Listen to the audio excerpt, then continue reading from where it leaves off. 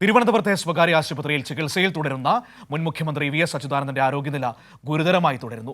രക്തസമ്മർദ്ദവും വൃക്കകളുടെ പ്രവർത്തനവും സാധാരണ നിലയിലേക്ക് എത്തിക്കാനുള്ള തീവ്ര ശ്രമം തുടരുന്നതായി ഡോക്ടർമാർ അറിയിച്ചു. വിവരങ്ങളുമായി ഇപ്പോൾ ഷീജ തിരുവനന്തപുരത്ത് നിന്ന് നമ്മളോടൊപ്പം ചേരുകയാണ്. ഷീജ, നമ്മൾ ഗുഡ് മോർണിംഗ് കേരളം തുടങ്ങുമ്പോൾ ഏറ്റവും അധികം ആകാംക്ഷയോടെ നമ്മുടെ പ്രേക്ഷകർ ചോദിക്കുന്ന ഒരു ചോദ്യമാണ് വി എസിന്റെ ആരോഗ്യനില എന്താണ് എന്നത്.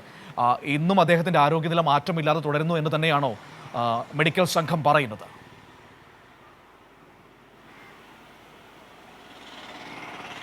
തീർച്ചയായും ഏതായാലും വി എസിന്റെ ആരോഗ്യനില ഇപ്പോഴും മാറ്റമില്ലാതെ തുടരുന്നു എന്നുള്ളത് തന്നെയാണ് ഇപ്പോൾ ഡോക്ടർമാർ വ്യക്തമാക്കുന്നത്. പ്രധാനമായും ആദ്യ ദിവസം മുതൽ ഇന്ന് വരെയും അദ്ദേഹം നേരിട്ട വലിയൊരു പ്രതിസന്ധി എന്ന് പറയുന്നത് ഈ വൃക്കകളുടെ പ്രവർത്തനം സാധാരണ നിലയിലേക്ക് എത്തിക്കുക, അതോടൊപ്പം തന്നെ രക്തസമ്മർദ്ദം സാധാരണ നിലയിലേക്ക് എത്തിക്കുക എന്നുള്ളത് തന്നെയായിരുന്നു. കാരണം ഇതിൽ രണ്ടിലും വലിയ തരത്തിലുള്ള ഏറ്റക്കുറിച്ചിലുകൾ ഉണ്ടായിക്കൊണ്ടിരിക്കുന്ന ഒരു സാഹചര്യമുണ്ട്. പക്ഷേ ഇതിൽ ഒരു പോസിറ്റീവായി കാണേണ്ട ഒരു കാര്യം എന്ന് പറയുന്നത് വി എസ് ഇപ്പോഴും മരുന്നുകളോട് പ്രതികരിക്കുന്നുണ്ട് എന്നുള്ള കാര്യമാണ്. 2 ഘട്ടമായി വി എസിന് ഡയാലിസിസ് അടക്കം പൂർത്തിയാക്കിയിരുന്നു. അതും സാധാരണ രീതിയിലുള്ള ഡയാലിസിസ് അല്ല, ഏകദേശം 72 മണിക്കൂർ നീണ്ടു നിൽക്കുന്ന ഡയാലിസിസ് ആണ്. ആദ്യഘട്ടം അത് ഒറ്റ തവണയായി തന്നെ പൂർത്തിയാക്കാൻ സാധിച്ചിരുന്നു. പക്ഷേ 2ാം ഘട്ടത്തിൽ അത് ഇടയ്ക്കിടയ്ക്കായി നിർത്തിവെക്കുകയും പിന്നീട് പുനരാരംഭിക്കുന്ന തരത്തിലുമാണ് 2ാം ഘട്ടം പൂർത്തിയാക്കിയത്.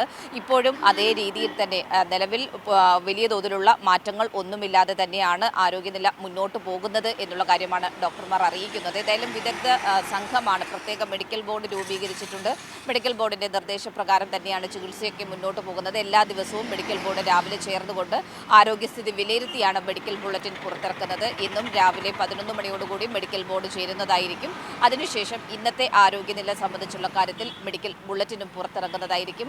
കഴിഞ്ഞ മാസം 23-ാം തീയതിയാണ് വി എസിനെ ഈ രീതിയിൽ ഹൃദയാഘാതം ഉണ്ടായതിനെ തുടർന്ന് സ്വകാര്യ ആശുപത്രിയിൽ പ്രവേശിപ്പിച്ചിട്ടുണ്ടായിരുന്നത്. ഇതിനിടയ്ക്കൊക്കെ അതീവ ഗുരുതരമാകുന്ന ഒരു സാഹചര്യം ഉണ്ടായിരുന്നെങ്കിൽ പോലും അതിനെയെല്ലാം അതിജീവിച്ച് ഇപ്പോഴും ആ രീതിയിൽ ആരോഗ്യനില മുന്നോട്ട് പോകുന്നു എന്നുള്ളതാണ് നമുക്ക് ഇവിടെ നിന്നും കൂട്ടിച്ചേർക്കാനുള്ളത്. മനു,